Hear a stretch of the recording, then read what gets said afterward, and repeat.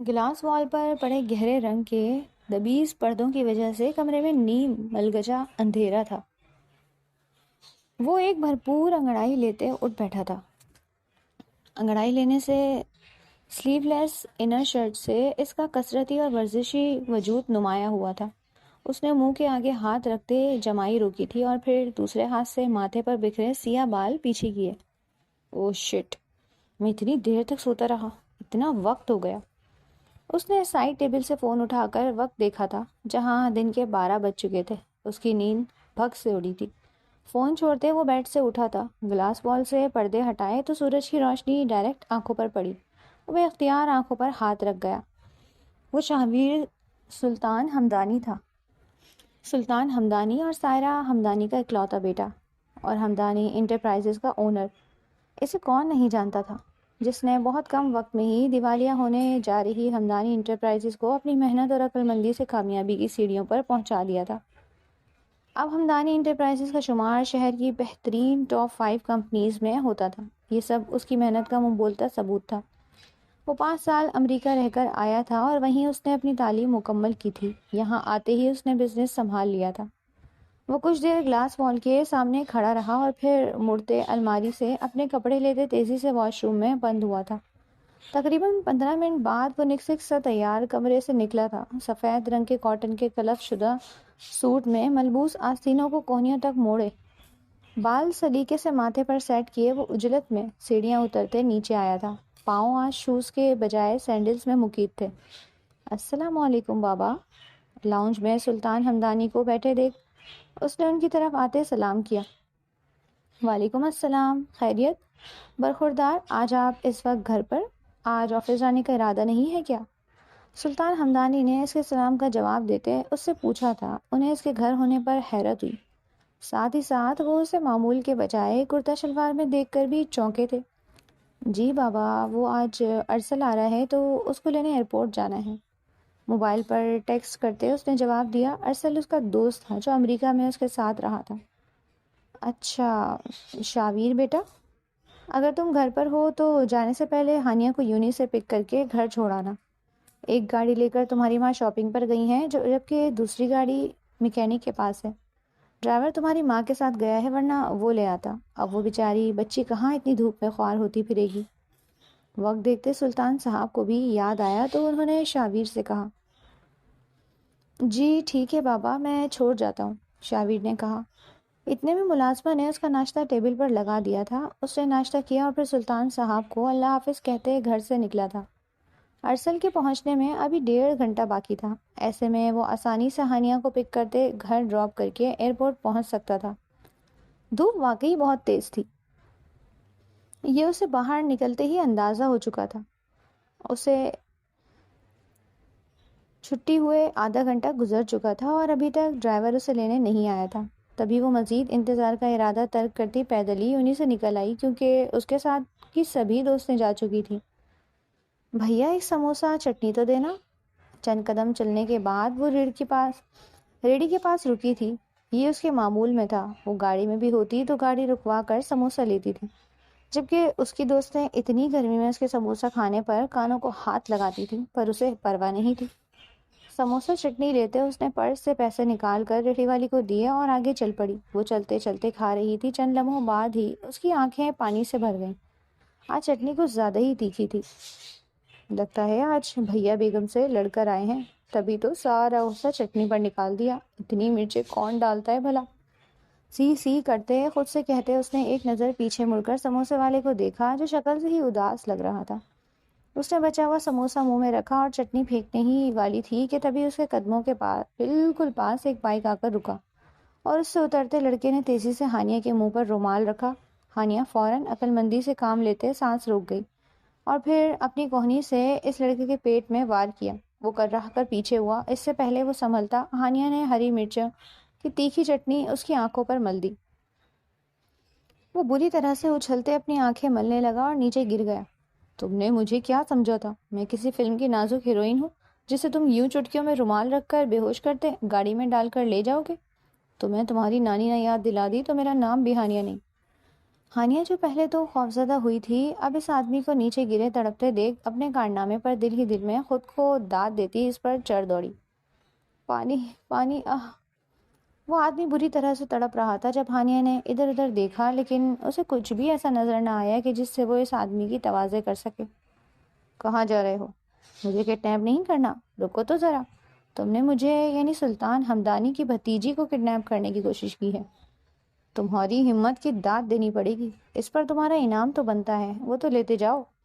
ایک ایک لفظ چبا کر کہتے ہانیہ اسے پھر سے دھکا دیتے اس کے اوپر بیٹھ گئی اور اس کے منہ پر مکے برسانے لگی۔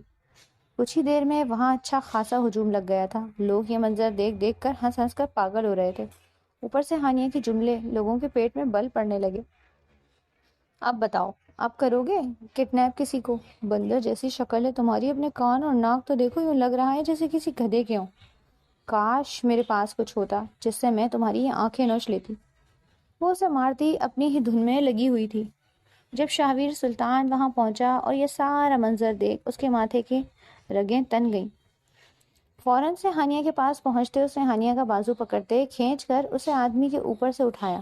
اس کے اٹھتے ہی وہ آدمی اٹھتے تیزی سے بائک پر بیٹھتے وہاں سے بھاگ گیا تھا۔ یہ سب کیا ہو رہا ہے؟ کیا تماشا لگایا ہوا ہے ہانیہ؟ وہ سب غصے سے پوچھ رہا تھا۔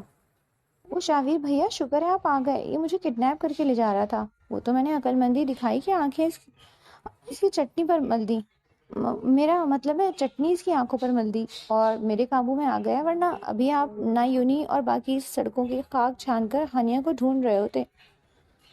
اس نے فخری انداز میں کہتے اپنا کالر جھاڑا اور دانت طلب نظروں سے شاہویر کی طرف دیکھنے لگی، جس کے چہرے پر کوئی ستائشی تاثر نہیں تھا بلکہ وہ اب بھی غصے سے اسے گھور رہا تھا۔ البتہ اس کی کڈنیپ کرنے والی بات سن کر شاہویر پریشان ہوا، مگر پھر خود کو نارمل کرتے اس کی جانب متوجہ ہوا۔ تمہیں یہ سب نہیں کرنا چاہیے تھا ہانی، دیکھو تو کتنا تماشا لگا دیا۔ ارد گرد لوگوں کو دیکھتے شاہویر نے اسے لا کر گاڑی میں بٹھاتے ہوئے کہا، تو آپ کے کہنے کا کیا مطلب ہے شاہویر بھیا؟ میں چپ چاپ آنکھیں بند کر کے باہیں پھیلا کر اس کے سامنے کھڑی ہو جاتی اور اسے کہتی کہ آؤ بھیا مجھے بے ہوش کرو اور اٹھا کر لے جاؤ، اور میرے ساتھ جو کرنا ہے کر لو، بس لوگ تماشا نہ دیکھیں۔ وہ ٹیشو اٹھاتے اپنے ہاتھ صاف کرتے بولی تو اس کے جملے سن کر شاہویر نے سٹپٹا کر اسے دیکھا۔ اب کیا ہوا؟ ایسے کیوں دیکھ رہے ہیں جیسے میں نے کوئی انہونی بات کر دی ہو؟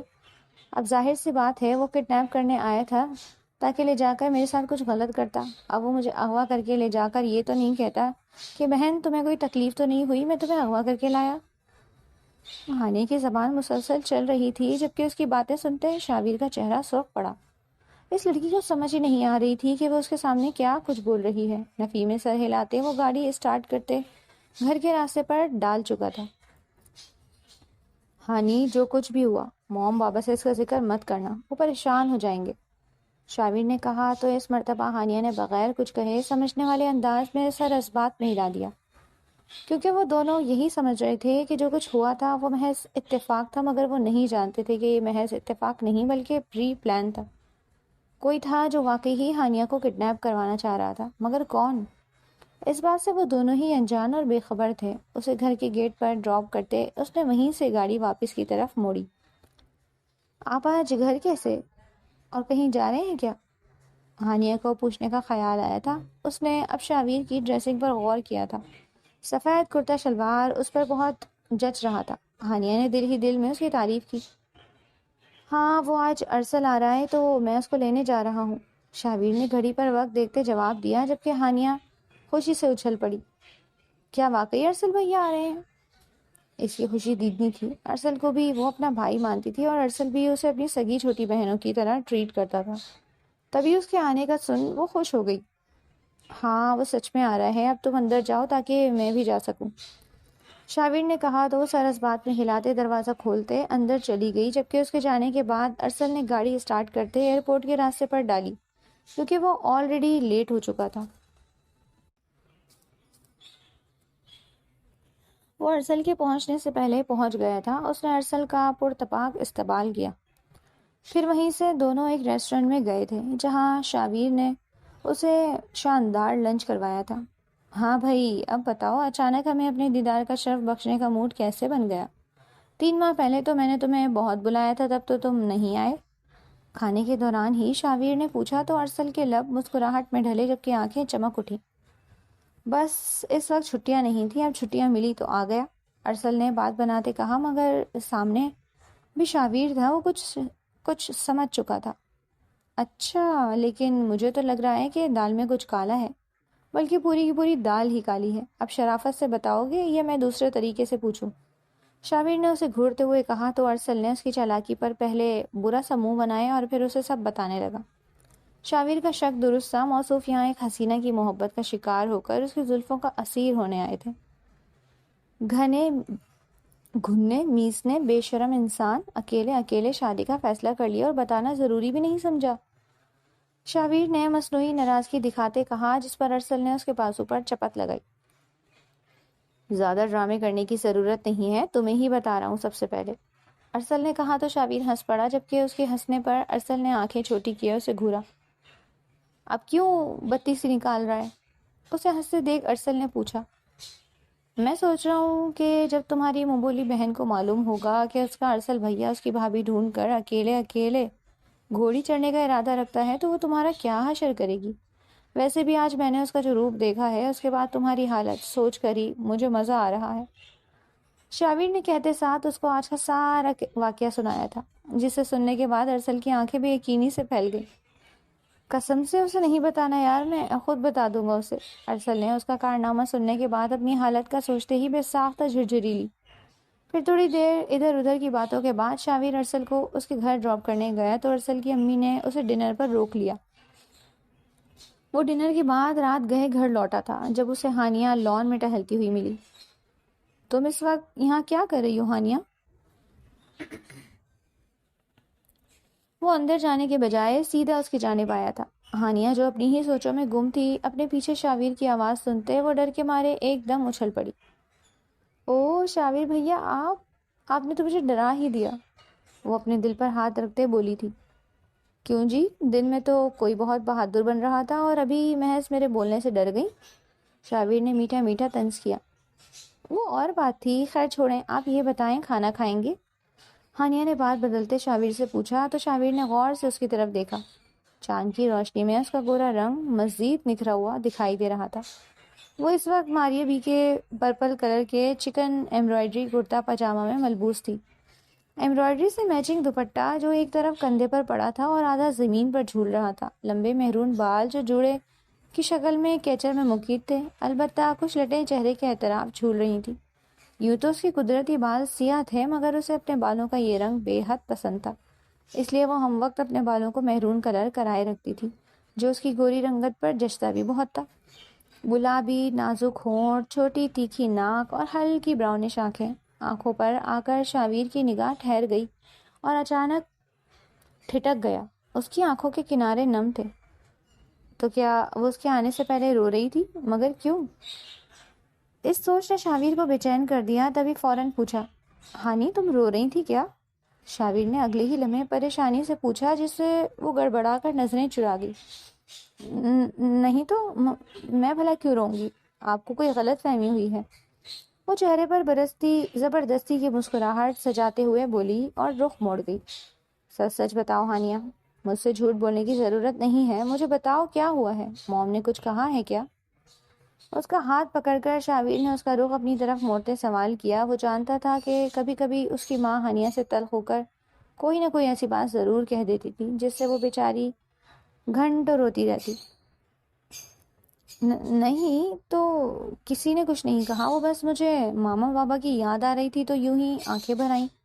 ڈونٹ وری، اب ٹھیک ہوں میں، ہانیہ نے اس کی اتنی فکر مندی پر مسکراتے ہوئے جواب دیا تھا، مگر وہ ابھی بھی مطمئن نہ ہوا۔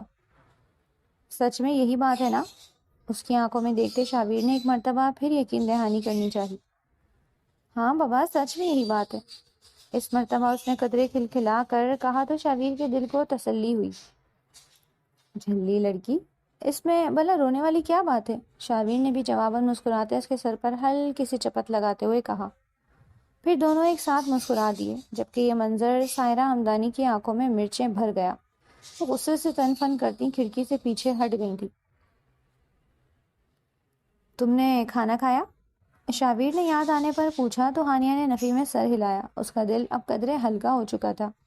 وہ چاہ کر بھی شابیر کو یہ بات نہیں بتا پائی تھی کہ وہ واقعی سائرہ ہمدانی کی وجہ سے رو رہی تھی۔ بہت غلط بات ہے ہانی، چلو جلدی سے آؤ، مجھے بھی بہت بھوک لگی ہے، ساتھ میں کھاتے ہیں۔ شابیر نے جھوٹ کا سہارا لیتے ہوئے کہا، کیونکہ جانتا تھا کہ اگر اس نے کہہ دیا کہ وہ کھانا کھا کر آیا ہے تو وہ رات بھوکی ہی سو جائے گی۔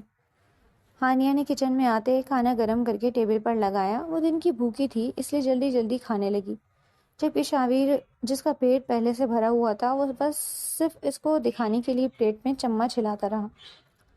ہانیہ سلطان ہمدانی کے چھوٹے بھائی فرقان ہمدانی کی بیٹی تھی، جو شابیر سے پورے 9 سال چھوٹی تھی۔ سلطان ہمدانی کو شابیر کے بعد شدت سے بیٹی کی خواہش ہوئی تھی، لیکن سائرہ ہمدانی شابیر کے بعد قدرتی طور پر کبھی ماں نہ بن پائی۔ پھر 9 سال بعد جب فرقان ہمدانی کے ہاں ہانیہ پیدا ہوئی تو جیسے ان کی یہ خواہش اس صورت پوری ہو گئی تھی۔ وہ ہانیہ کو بے حد چاہتے تھے۔ ننھی سی ہانیہ سب کی آنکھوں کا تارا تھی، سب کی جان اس میں بستی تھی۔ سائرہ ہمدانی بھی اس پر جان چھڑکتی تھی۔ ان کی بیٹی کی کمی بھی ہانیہ نے آ کر پوری کر دی تھی۔ اس نے سب سے پہلے اپنی توتلی زبان میں شابیر کو بھیا کہا تھا، اور دوسرا نام اس نے ماں باپ کی جگہ تائیمی کا لیا تھا۔ ان کی زندگی خوشیوں اور مسکراہٹوں سے بھری تھی۔ فرقان ہمدانی اور سلطان ہمدانی دونوں نے مل کر ہمدانی امپائر کھڑی کی تھی۔ دونوں کا کمپنی میں برابر کا حصہ تھا اور دونوں بھائی ایک ساتھ ایک ہی گھر ہمدانی مینشن میں رہتے تھے۔ سب میں بہت اتفاق تھا۔ ہانیہ کی موم شمائلہ بیگم بھی ایک صلح جو اور ملنسار خاتون تھی۔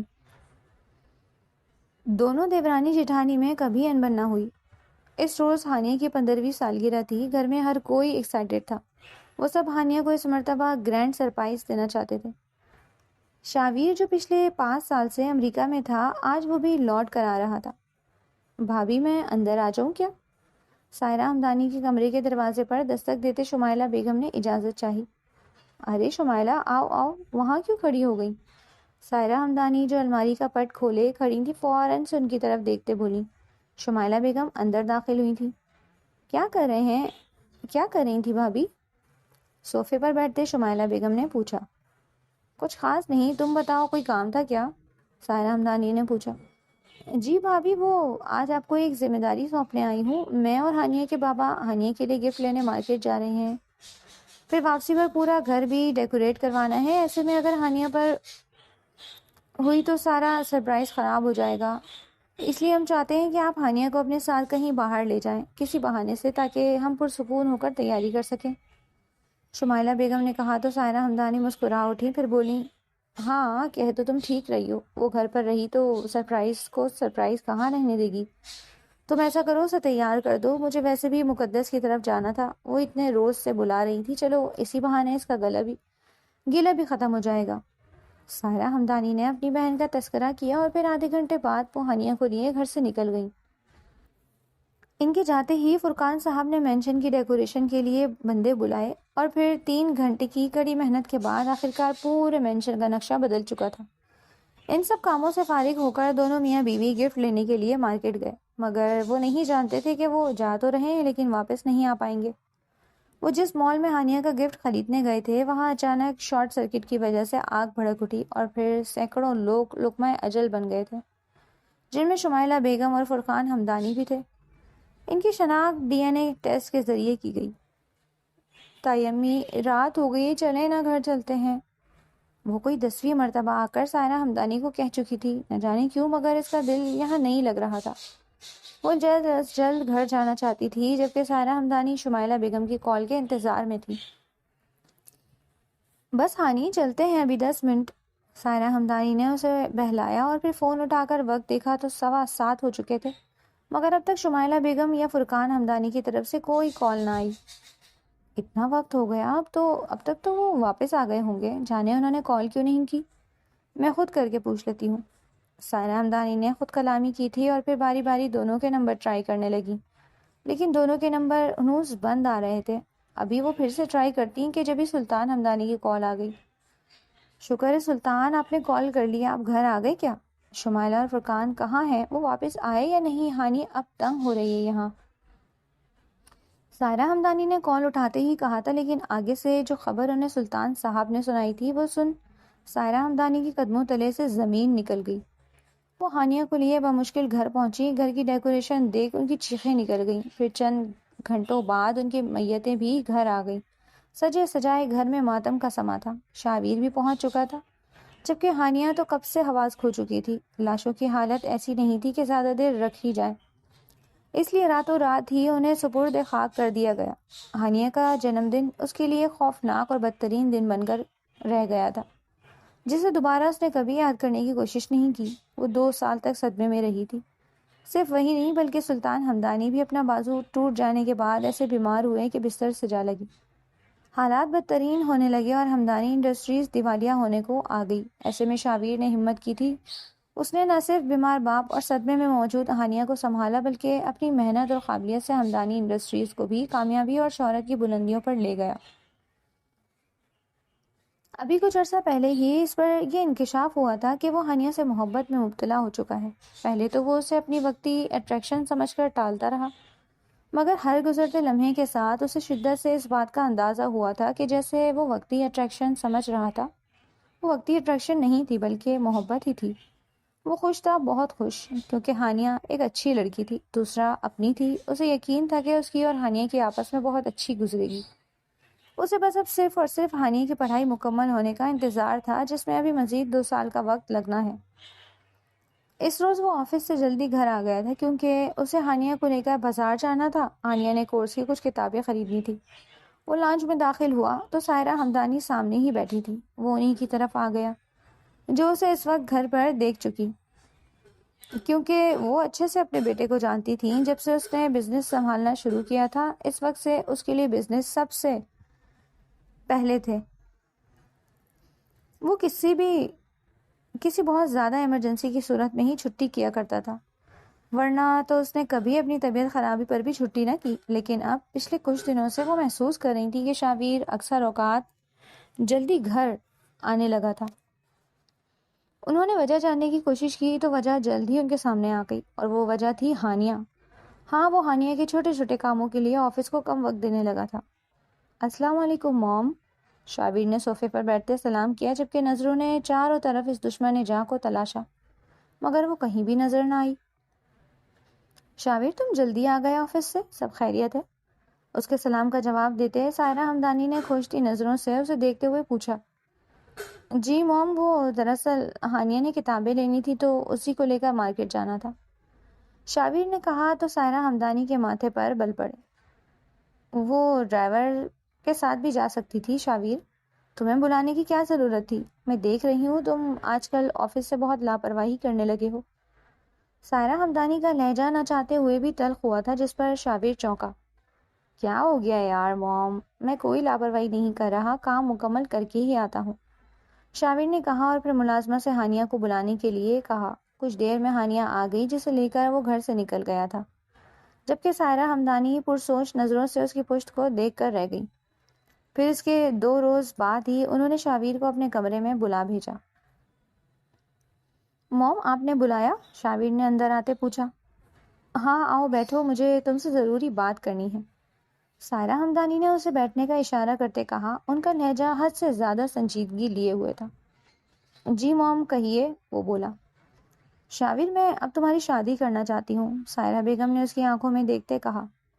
تو موم بسم اللہ کریں، دیر کس بات کی، میں بھی یہی چاہتا ہوں، شاویر نے مسکراتے شوخ لہجے میں کہا تو سائرہ ہمدانی نے ایک لفافہ اس کے سامنے رکھا، جس پر شاویر نے ناسمجھی سے انہیں دیکھا. یہ کچھ لڑکیوں کی تصاویر ہیں جنہیں میں نے تمہارے لیے پسند کیا ہے، تم کوئی ایک فائنل کر لو تاکہ اس کے بعد میں بات آگے بڑھاؤں، سائرہ ہمدانی نے کہا تو شاویر نے ہاتھ مارتے وہ لفافہ سائڈ پر کیا اور پھر بولا. اس کی ضرورت نہیں ہے موم، لڑکی میں پسند کر چکا ہوں. اس کے کہنے پر سائرہ ہمدانی نے آئی برو اچکاتے اسے دیکھا. موم، دراصل میں ہانیہ سے محبت کرتا ہوں اور اس سے شادی کرنا چاہتا ہوں، بابا سے میں نے بات کر لی ہے، وہ بھی یہی چاہتے ہیں. شاویر نے ان کی سماعتوں پر جیسے دھماکہ کیا. کافی دیر تک تو وہ کچھ بول ہی نہ پائیں. بھلے ہی ہانیہ اچھی تھی، انہیں پسند بھی تھی، لیکن اس کا یہ مطلب ہرگز نہیں تھا کہ وہ اسے اپنی بہو بنا لیتی. لیکن شاویر، ہانیہ تو بہت چھوٹی ہے، تم سے تمہارا اور اس کا کوئی میچ. ابھی سائرہ ہمدانی نے اتنا ہی کہا تھا جب شاویر ان کی بات کاٹ کر بولا. مجھے کوئی ایشو نہیں ہے موم، وہی میرا بیسٹ میچ ہے. لیکن شاویر اپنی بہو کو لے کر میرے بھی کچھ خواب ہیں اور ہانیہ ان پر پورا نہیں اترتی۔ میں تمہاری شادی کسی میچور اور سمجھدار لڑکی سے کروانا چاہتی ہوں۔ ہانیہ سے تمہاری شادی میں ہرگز نہیں کروں گی، وہ دو ٹوک لہجے میں بولی تھی، مگر شاویر بھی انہیں صاف صاف بتا کر کمرے سے نکل گیا کہ وہ شادی کرے گا تو صرف اور صرف ہانیہ سے۔ ایک رات ہانیہ لاؤنج میں ٹہلتے پیپر کی تیاری کر رہی تھی جب اچانک لائٹ چلی گئی۔ اوفو، کیا مصیبت ہے! یہ اس لائٹ کو بھی ابھی جانا تھا کیا؟ میں پیپر کی تیاری کیسے کروں گی؟ گھر میں گھپ اندھیرا دیکھتے ہانیہ پریشانی سے بولی۔ ہاتھ سے ٹٹولتے فون تلاشا اور ٹارچ آن کی تھی۔ وہ جیسے ہی پلٹی اس کی نظر لاؤنج کے دروازے پر پڑی جہاں سے ایک سایہ چوری چھپے اندر داخل ہو رہا تھا۔ ہانیہ فوراً الرٹ ہوئی۔ چور چور چور! شاویر بھیا جلدی آئیں، ہمارے گھر میں چور گھس آیا ہے۔ وہ اس سائے کی طرف بڑھتی زور زور سے چلانے لگی تھی۔ آج گھر پر صرف وہ اور شاویر ہی تھے۔ سلطان صاحب اور سائرہ ہمدانی کسی شادی پر گئے تھے۔ اس کے چیخنے پر وہ آدمی بھی الرٹ ہوتا، تیزی سے ہانیہ کی طرف بڑھا۔ اس سے پہلے وہ ہانیہ تک پہنچتا شاویر آ گیا۔ خبردار جو اسے ہاتھ بھی لگایا تو! شاویر غصے سے دھاڑا اور اسے دھکا دیتے دور پھینکا، پھر اس کی طرف بڑھتے اس پر مکوں اور گھوسوں کی بارش کر دی۔ ذرا سی دیر میں وہ اس کی حالت بگاڑ چکا تھا۔ ہانیہ تو پہلے ساکت سی کھڑی خوفزدہ نظروں سے شاویر کا یہ روپ دیکھتی رہی اور پھر خود کو بہادر ظاہر کرنے کے لیے بامشکل تھوک نگلتے آگے بڑھی۔ رکیں شاویر بھیا، میں اس چور کو نہیں چھوڑوں گی! وائپر کا ڈنڈا اٹھاتے وہ اگلے لمحے چیخی تھی۔ اس وقت وہی اس کے ہاتھ لگا تھا۔ اس سے پہلے کہ شاویر کچھ سمجھتا یا کچھ کہتا، وہ ڈنڈے سے وار کر چکی تھی، پر وہ ڈنڈا چور کی جگہ شاویر کے سر پر لگا۔ شاویر کے تو 14 طبق روشن ہو گئے تھے۔ ایک لمحے کے لیے وہ چکرا کر رہ گیا۔ احمق لڑکی، یہ تم کیا کر رہی ہو؟ ڈنڈا مجھے نہیں، اس چور کو مارنا ہے، وہ غرایا۔ او آئی ایم سوری، پتہ نہیں آپ کیسے بیچ میں آ گئے، آپ کو زیادہ لگی تو نہیں؟ وہ ڈنڈا ایک طرف کرتی شاویر کے نزدیک آتے اس سے معافی مانگتے پوچھنے لگی، جبکہ اس دوران وہ چور اٹھ کر بھاگنے لگا۔ اوئے رکو، کہاں بھاگ رہے ہو؟ تم آج مجھ سے بچ نہیں سکتے۔ کیا سوچ کر تم نے ہمارے گھر میں قدم رکھا؟ تم یہاں آ تو گئے ہو مگر یہاں سے واپس اپنی ٹانگوں پر سلامت نہیں جا سکو گے، میں تمہارا سر پھاڑ دوں گی۔ اس کو بھاگتے دیکھ شاویر کو بھول وہ چور کی جانب متوجہ ہوئی جو شاویر کے پیچھے تھا۔ ہانیہ نے ایک بار پھر ڈنڈے سے وار کیا، پھر اس بار پھر ڈنڈا شاویر کے سر پر جا لگا۔ شاویر کی آنکھوں کے سامنے تو تارے ناچ گئے۔ اس نے خوخار نظروں سے ہانیہ کی طرف دیکھا جو اس ڈنڈے کو گھورنے لگی تھی جیسے کہ ساری غلطی اس ڈنڈے کی ہو۔ چور جسے شاویر نے پکڑا تھا موقع کا فائدہ اٹھاتے خود کو چھت کی جانب بھاگا، جبکہ شاویر غصے سے ہانیہ کی طرف بڑھنے لگا، جسے دیکھ ہانیہ کے بدن پر کپ کپی طاری ہوئی۔ آپ میری طرف کیوں آ رہے ہیں؟ چور بھاگ جائے گا، اسے پکڑیں! وہ تھوک نگلتے کہتی پیچھے ہونے لگی تھی، جبکہ شاویر غصے سے اپنی آستین چڑھاتا اس کی جانب بڑھا اور وہ گھبراہٹ میں ایک بار پھر ڈنڈا شاویر کو مار چکی تھی۔ سوری، غلطی سے، کہتے وہ اندر بھاگنے لگی، لیکن اگلے ہی لمحے شاویر اس تک پہنچتا اسے پکڑ کر اپنی طرف کھینچ چکا تھا۔ وہ ایک جھٹکے سے کسی کٹی ڈال کی طرح اس کے سینے سے آ لگی، جبکہ اس کو معصوم اور نرم لمس پر شاویر کا غصہ جھاگ کی طرح بیٹھا اور دل کسی اور لے پر دھڑکنے لگا۔ وہ ٹکر ٹکر ہانیہ کے معصوم چہرے کو دیکھنے لگا تھا جو اس سے گھبرا کر آنکھیں بند کر چکی تھی۔ اس کی گرم سانسیں اسے اپنے چہرے پر پڑتی محسوس ہو رہی تھیں۔ جب کافی دیر تک اسے کوئی آواز محسوس نہیں ہوئی تو اس نے کبوتر کی طرح ایک آنکھ کھولتے شاویر کو دیکھا۔ خود کو دیکھتا پا کر وہ جھٹ سے آنکھیں بند گئی۔ کچھ دیر بعد اس نے پھر سے ایسا ہی کیا۔ اس کی یہ حرکت دیکھ شاویر کے لبوں پر مسکراہٹ پھیلی تھی۔ شاویر بھیا چھوڑیں پلیز! اس کا شانہ ہلاتی وہ اسے ہوش دلاتے بولی تو وہ گڑبڑایا اسے چھوڑ گیا اور ایک جھٹکے سے پیچھے ہوا، مگر اگلے ہی لمحے سر پکڑ کر بیٹھ گیا۔ اس کے ماتھے اور سر پر 2 بڑے بڑے گھامڑ بن چکے تھے جن سے درد کی ٹیسیں اٹھ رہی تھیں۔ وہ لب بھینچ کر درد برداشت کرنے لگا تھا، جبکہ اسے تکلیف میں دیکھ ہانیہ کے ہاتھ پیر پھول گئے۔ شاویر بھیا زیادہ درد ہو رہا ہے کیا؟ فکر مندی سے پوچھنے لگی، جس پر شاویر سر اسبات میں ہلا گیا۔ آئی ایم سوری، وہ اس کمینے چور کی وجہ سے یہ سب ہوا، میں اسے چھوڑوں گی نہیں، وہ غصے سے کہتے سیڑھیوں کی جانب بڑھنے لگی جب شاویر نے اس کا ہاتھ پکڑتے اسے روک لیا۔ گارڈ کہاں ہے؟ وہ اندر کیسے آیا؟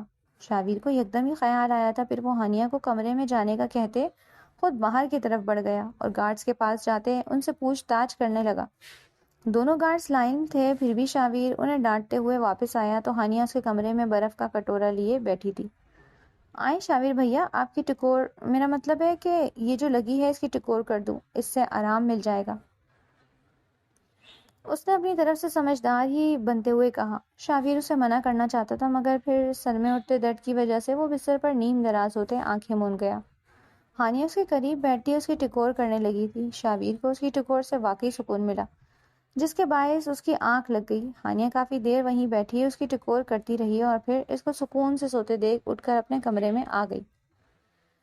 دن تیزی سے گزرنے لگے۔ وہ آج کافی دنوں بعد یونیورسٹی آئی تھی، کیونکہ سیمسٹر بریک کی وجہ سے یونی سے پورے 15 دن کی چھٹیاں ہوئی تھیں اور اب چھٹیوں کے بعد دوبارہ سے یونی سٹارٹ ہوئی تھی۔ ان 15 دنوں میں اس نے خوب انجوائے کیا۔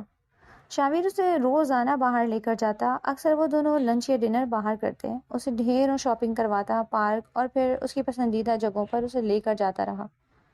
اس دوران انہوں نے ارسل کی شادی بھی اٹینڈ کی تھی۔ اس کی اچانک شادی پر ہانیہ اس سے خوب ناراض ہوئی۔ اسے مناتے مناتے ارسل کے دانتوں تلے پسینہ آ گیا تھا، لیکن آخرکار وہ مان ہی گئی، اس شرط پر کہ وہ اس کے بتائے گئے ریسٹورنٹ پر اسے اس کی مرضی کا ڈنر کروائے گا اور اس کی پسندیدہ جگہ سے اسے شاپنگ کروائے گا۔ ارسل مان گیا تھا۔ شادی کے فوراً بعد وہ عمرے پر چلے گئے تھے۔ اب وہاں سے واپسی پر ہی ہانیہ کی شرط پوری کرنی تھی۔ وہ کلاس لے کر نکلی تو اچانک بادل زور سے گرجے۔ ہانیہ نے آسمان کی طرف دیکھا جو پورا ابر آلود ہو چکا تھا۔ موسم بدل رہا تھا، گرمی کا زور ٹوٹ چکا تھا۔ ہانیہ نے گھڑی پر وقت دیکھا، چھٹی میں آدھا گھنٹہ باقی رہ گیا تھا۔ وہ لائبریری کی طرف آ گئی تھی۔ وہاں کتابوں کے ساتھ وقت گزارتے اسے احساس ہی نہ ہوا کہ آدھے گھنٹے کے بجائے 1.5 گھنٹہ گزر چکا تھا۔ او شٹ، مر گئی، اب میں گھر کیسے جاؤں گی؟ وہ باہر نکلی تو پوری یونی سنسان تھی، جبکہ بارش بھی شروع ہو چکی تھی۔ وہ شیلٹر کے نیچے سے ہوتے ہوتے مین گیٹ تک پہنچی، لیکن اس کی گاڑی ابھی تک اسے لینے نہیں آئی تھی۔ ہانیہ نے خوف سے ماتھا مسلا، نہ جانے ڈرائیور کو کیا ہو گیا تھا۔ وہ پچھلے کچھ عرصے سے یوں ہی اس کی چھٹی کے وقت کہیں نہ کہیں غائب ہو جاتا۔ ہانیہ نے 1-2 مرتبہ سلطان صاحب سے شکایت بھی کی تھی، انہوں نے ڈرائیور کو ڈانٹا بھی تھا، مگر اس کی روٹین ہنوز برقرار تھی۔ ہانیہ سخت جھنجھلا گئی۔ بارش ہر گزرتے لمحے کے ساتھ زور پکڑتی جا رہی تھی۔ یہاں مزید ٹھہرنا سوائے بے وقوفی کے اور کچھ نہ تھا، اس لیے وہ باہر نکلی تاکہ کوئی ٹیکسی یا کیب وغیرہ لے کر گھر پہنچ جائے، مگر شاید آج کیب والے بھی مر گئے تھے۔ وہ پیدل ہی چلنے لگی جب اس کے پاس تیزی سے بائک آ کر رکا۔ ہانیہ نے بمشکل خود کو گرنے سے بچایا۔ اندھے ہو کیا، دیکھ کر نہیں چلا سکتے؟ ہانیہ بری طرح اس پر چیخی، مگر اگلے ہی لمحے ہانیہ کے منہ سے دل خراش چیخ بلند ہوئی۔ بائک سوار نے چاقو نکالتے ہانیہ پر وار کیا۔ ہانیہ بروقت پیچھے ہوئی، مگر پھر بھی تیز دھار چاقو اس کی بازو کو زخمی کر گیا۔ وہ آدمی پھر سے حملہ کرنے کو تیار تھا۔ ہانیہ نے ادھر ادھر دیکھا، کوئی نہیں تھا جسے وہ مدد کے لیے بلاتی۔ وہ خوفزدہ ہوتی بھاگنے لگی۔ وہ آدمی اس کے پیچھے ہی تھا۔ جب ہانیہ کو رکشہ دکھائی دیا، وہ فوراً اس میں بیٹھتی اسے تیزی سے چلنے کا کہہ چکی تھی۔ اس کے دل کی دھڑکن بڑھ چکی تھی، خوف سے اس کا برا حال تھا۔ وہ مشکل سے گھر پہنچی۔ سلطان صاحب بہت پریشان ہوئے۔ انہوں نے فوراً شاویر کو کال کرتے تحقیق کروانے کا کہا۔ ان کی بھتیجی پر جان لیوا حملہ ہوا تھا، یہ کوئی معمولی بات نہیں تھی۔ اس واقعے نے ہانیہ کو بری طرح ڈرا دیا تھا۔ وہ باہر نکلنے سے بھی کترانے لگی تھی، حالانکہ شاویر اور سلطان صاحب اس کی بہت دلجوئی کرتے، اسے بہت سمجھاتے، مگر وہ بالکل گمسم ہو چکی تھی۔ تبھی سلطان صاحب نے ایک فیصلہ کیا اور اگلے ہی روز اس پر علمدار آمد کرتے ہانیہ کو اپنے کمرے میں بلا بھیجا۔ اسے اپنا فیصلہ سناتے انہوں نے اس کی رائے بھی جاننی چاہی، جس پر اس نے سلطان صاحب کی رضا پر سر جھکا دیا۔ وہ اس کے لیے باپ جیسے تھے، وہ کسی صورت ان کے فیصلے کو رد نہیں کر سکتی تھی۔ اگر وہ شاویر کے علاوہ کہیں اور بھی کہتے تو وہ بھی ان کی رضا پر سر جھکا دیتی، کیونکہ وہ جانتی تھی کہ وہ کبھی بھی اس کے لیے کوئی غلط فیصلہ نہیں کریں گے۔ یوں اس کی نسبت شاویر سے طے کر دی گئی تھی۔ 10 دن بعد دونوں کی منگنی تھی، جبکہ سائرہ بیگم تو انگاروں پر لوٹ رہی تھی۔ انہوں نے شاویر اور سلطان صاحب دونوں کو بہت روکنا چاہا، مگر وہ دونوں اپنے فیصلے سے پیچھے نہیں ہٹے۔ آج ان کی منگنی تھی، جس کا انتظام گھر کے وسیع و ریز لان میں ہی کیا گیا تھا۔ زیادہ بڑی تقریب نہیں تھی، بس چند ایک قریبی لوگوں کو ہی مدعو کیا گیا تھا۔ ہانیہ کو تیار کرنے کے لیے بیوٹیشن آئی تھی اور وہ اسے تیار کر کے جا چکی تھی۔ ہانیہ نے آئینے کے سامنے کھڑے ہوتے ایک نگاہ خود پر ڈالی۔ اسے یقین ہی نہ آیا، وہ خود کو پہچاننے سے انکاری تھی۔ گہرے پنک کلر کے شرارہ شرٹ میں ملبوس، بالوں کو فرنچ بنا کر ایک طرف سے آگے چھوڑا گیا تھا، ہلکے پھلکے اور نفاست سے کیے گئے میک اپ میں وہ انتہا کی حسین لگ رہی تھی۔ ماما بابا کاش آج آپ زندہ ہوتے۔ ہانیہ کے دل سے ہوک اٹھی تھی اور آنکھیں خود بخود نم ہوتی چلی گئیں۔ اسی وقت اس کے کمرے کے دروازے پر دستک ہوئی۔ آ جائیں، آنکھوں کی نمی پوچھتے اس نے کہا اور خود دوسری طرف متوجہ ہوئی۔ جب ہی کوئی تیزی سے دروازہ کھول کر اندر داخل ہوا، اس سے پہلے کہ ہانیہ کو سمجھتی یا اس اجنبی کو دیکھ کوئی شور مچاتی، وہ تیزی سے اس کے قریب آتے اسے ایک جھٹکے سے اپنے حصار میں لے گیا۔ ہانیہ نے اسے دور دھکیلنا چاہا، اسی لمحے دروازہ کھلا اور سب لوگ اندر کا منظر دیکھتے منہ پر ہاتھ رکھ گئے۔ منظر کچھ یوں تھا کہ وہ اجنبی ہانیہ کو حصار میں لیے اس کے کان کے قریب جھکا ہوا تھا، جبکہ ہانیہ کے ہاتھ اس شخص کے سینے پر تھے جن سے وہ اسے دھکیلتے خود سے دور کر رہی تھی، لیکن سب لوگ کچھ اور ہی سمجھ بیٹھے۔ ارے سائرہ، یہ کیا؟ یہ کیسی لڑکی پسند کی ہے تم نے اپنے بیٹے کے لیے، جس کا ابھی سے یہ حال ہے؟ اس بد کردار لڑکی کے سوا تمہیں اور کوئی نہیں ملی؟ مہمان عورتوں میں سے ایک عورت بولی۔ نہیں نہیں، ایسا کچھ نہیں ہے تائی امی، میں تو اسے جانتی تک نہیں، پتہ نہیں یہ کون ہے اور میرے کمرے میں کیسے؟